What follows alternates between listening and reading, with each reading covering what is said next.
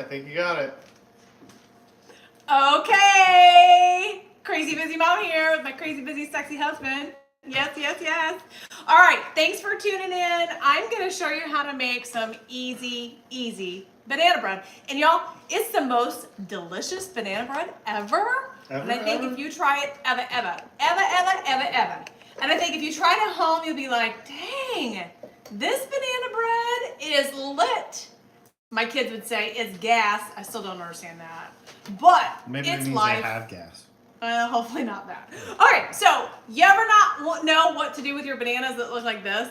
Well, I'm going to show you. You turn them into banana bread. Right here. So when they look like this, you just peel them. And what I love for this is that I can give you a little crazy busy mama hack too. Okay, so my guys, if you see the camera shaking, he's trying to hook up and get me set up here with an iPad and an iPhone. You're leaning. You're all leaning. the things. What's that? You're too far down. Okay, well, am I okay? Is the view okay now? Hopefully they can't. View's always good with you, baby. I know, the view's always good with me, baby. Okay, so here's the thing. I don't think you can see any of my cooking supplies now. No? Yeah?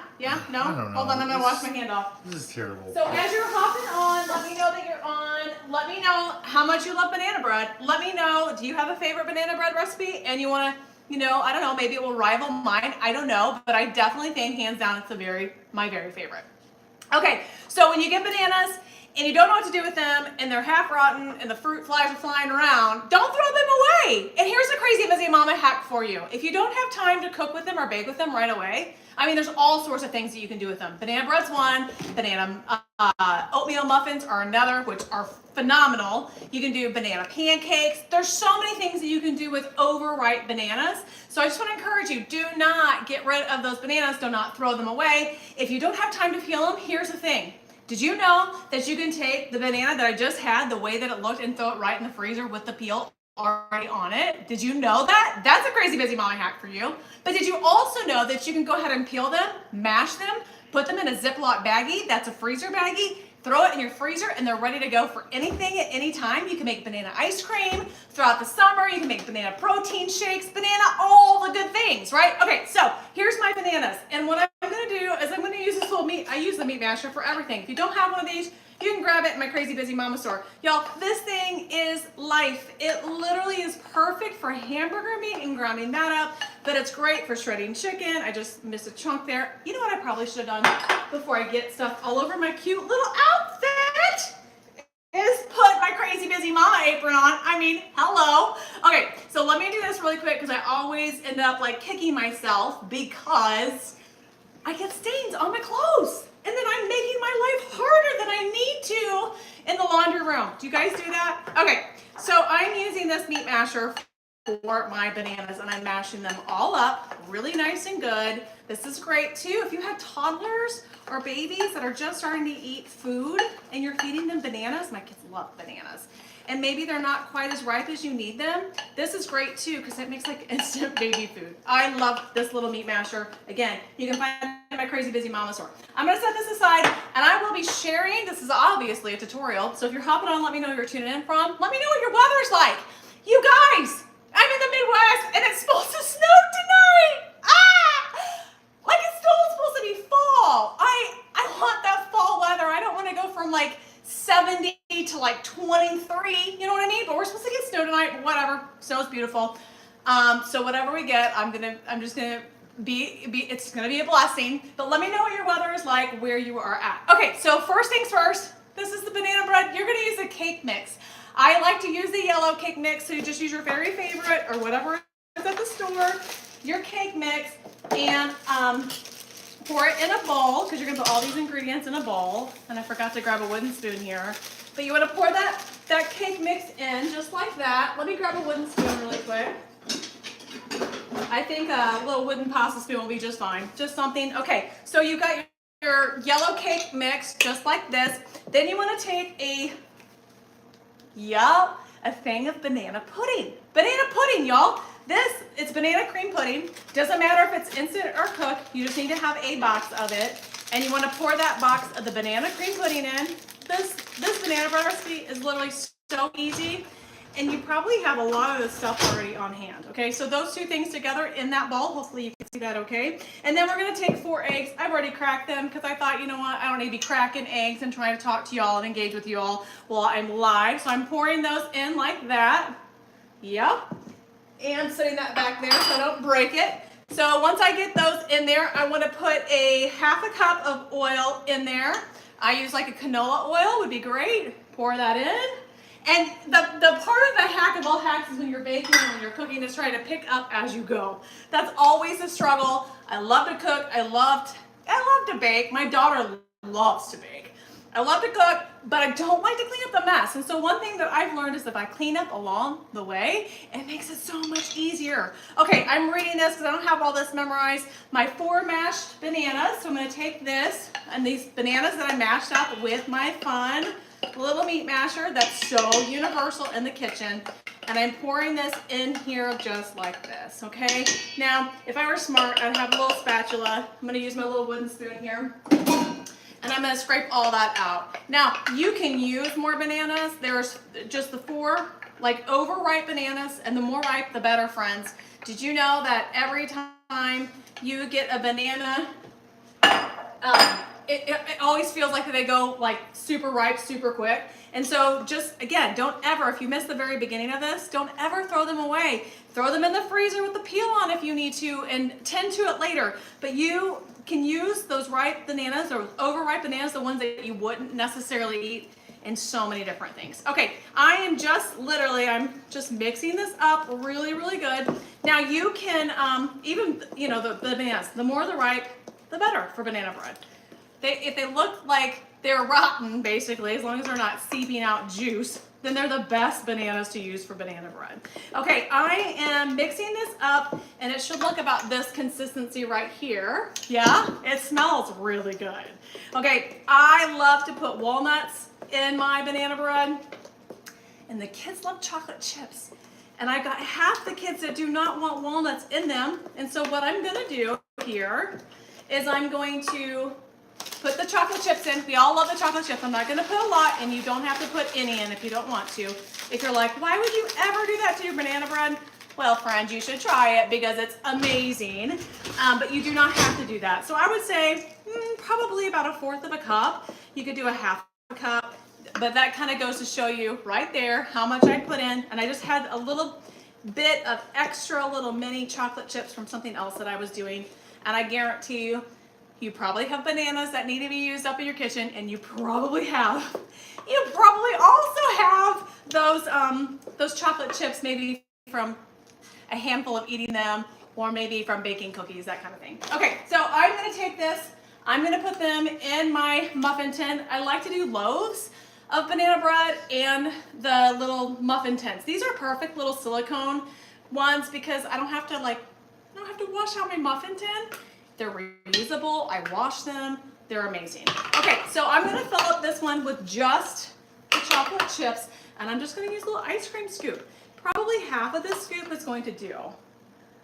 Okay, just like this, do you see that? Yeah, and then I'm gonna use some walnuts for the next one and use bigger jumbo size muffins. And I wish I could kind of interact with you all and see what y'all are saying, but I'll just kind of talk and you guys leave a comment if you love banana bread. I'm getting ready to make some, I've never made this one, but I'm excited to make this one. I'm getting ready to make some cranberry cheesecake bread. Have you ever had that? I've had cranberry bread, but I've never had cranberry cheesecake bread. And I'm just gonna use my original cranberry bread recipe, and I'm gonna add some cream cheese to it and some vanilla. I think it's gonna be incredible. So you'll have to stay tuned to see the results on that. Plan on trying to put that together here, probably this evening. And of course, you know, I always try to put a reel together for you, so that way you can see how easy it is too. Okay, so you wanna fill these up about halfway. Realize that when your muffins bake in the oven, I think this is kind of common sense, but it's worth saying, because listen, when I got married when I was 20, so I got married young. I didn't know what I was doing. And so a lot of kitchen cooking and baking is trial by error. You don't really know until you do. So the great thing about cooking baking's a little bit different because I feel like you have to have more exact measurements for baking, and that might be why I like cooking more, because I feel like I can put a little bit of this, a little bit of that. You know, I don't have to be exactly exact. Where, you know, if you're making and baking something, then you probably need to be more exact on that. But literally, cooking is trial by error. So do not be afraid, friends, to get in the kitchen and just try something. Just try it. Okay, so these are gonna go in the oven at 350 and probably 45 minutes, 40 to 45 minutes, depending on your oven. So you just want to double check that. But I'm gonna set these back here. I have this jumbo tin for my muffins that I'm gonna use up the rest of this. And it looks like I'll probably have a little bit more batter that I can use again when these little muffin tins come out, the littler muffin ones. But I'm gonna put the walnuts in these, and there's a jumbo one. Okay, so a hack for these, because I don't have the silicone jumbo liners, is that when you know, the spray is fine, but my very favorite thing when you're baking cakes or you're making muffins or cupcakes or anything like that you're having to use a muffin tin for, I love to use Crisco. Okay, I know Crisco is not the best for you, but friends, Crisco is the very best for it coming out. So I just take a little Crisco, they sell it like in the little butter sticks, you know, and then I go around the muffin tin. So that way they come out very easily, and I don't have to worry about digging them out or getting a fork and messing up my pan. Okay, so let me put some walnuts in this. I'm gonna do about a half a cup of walnuts in that. Let me take this out and stir this in. So this one's gonna have walnuts and it's gonna have chocolate chips. So tell me, would you do the walnuts and the chocolate chips, or would you do just the chocolate chips? And what would your kids have? Would they do both, or would they just do one? I got kids, well, probably one. I was gonna say one. Yeah, probably one that would just do the walnuts, but I love both, and I make sure to make both. So we have some with nuts, some without. Okay, and I'm just filling them up like this. I can probably put 2 scoops here. These are the jumbo size. They're gonna raise. So again, you know, cooking is literally feeling your way forward and finding different seasons that you love and pairing different seasons with different things. One thing that I really got into this summer that I'm going to be talking more and more about is herbs. I love herbs. How many of y'all have an herb garden? Yeah? Well, in the Midwest, we can't have herb gardens outside, 12 months out of the year because they'll die. Like our weather tonight, it will kill your herb garden. And so I'm very excited. I've got this fun little herb garden, indoor herb garden, that I'm gonna be starting maybe tonight with my daughter. She's really excited about it too. And at this point, all of our herbs, I didn't get them in time to save them, but I'm starting fresh and new. And I got this herb garden that I'm gonna be setting up tonight. I have a little bit of extra batter, and I don't wanna overfill these here. Let me see, I might be able to do a little bit more. But I got really excited about using herbs over the summer, and one of my very favorite things to make, one of my very favorite herbs is basil. I love basil. You follow me long enough to know that I absolutely love pasta. I'm not Italian, and so many people kind of give me flack because, friends, I prefer cottage cheese over ricotta cheese. And if you hate me for that, I'm so sorry. Please don't unfollow me for that alone, because you have to try it. It's so good. The texture is just amazing. And lasagna or loaded ravioli, it's literally my favorite. But basil. Speaking of not being Italian, did you know, since you are a card-carrying Cherokee? Yeah, I'm a Cherokee Indian. It is Native American Heritage Month. Did you know that? Oh my gosh. Now you know. It's Native American Heritage Month. Well, hello, all your Native American heritage people. How are you? Okay, so I am a card-carrying Choctaw. Choctaw, sorry. Yes. Did you say Cherokee? I think I did. Choctaw Indian by heritage, and I am proud to say that, and I did not know. You know, there's a month and there's a day for everything, and my apologies. How incredibly fun is that? So, sorry, I interrupted your baby. That's okay. So, herbs. I'm excited about getting an herb garden started in my kitchen with my little indoor herb garden. So I'll have to kind of let you know how I get that set up and the journey along the way. But one thing I fell in love with over the summer is putting an herb garden together outside. And if I would have thought about it before the weather got cold, our weather's been really weird here in the Midwest. It's got like really cold and then really hot and then stayed hot for a really long time, and now we're super cold again. But I didn't get it in time to save it, so I decided to get an indoor one that I can use 12 months out of the year, and it itself, like it lights up by itself. I don't know. I'm super excited about it. I saw it on Shark Tank, and I had to support the guy that put it together, and I bought it, and I'm so excited to be able to showcase and see if it's something that I love to be able to share with you too. So herbs is something that I fell in love with over the summer, and herbs make everything so flavorful, and it's fresh, and it's so good. And you know me, like I said before, I love Italian food. I love pasta, and basil became like literally my BFF in the kitchen.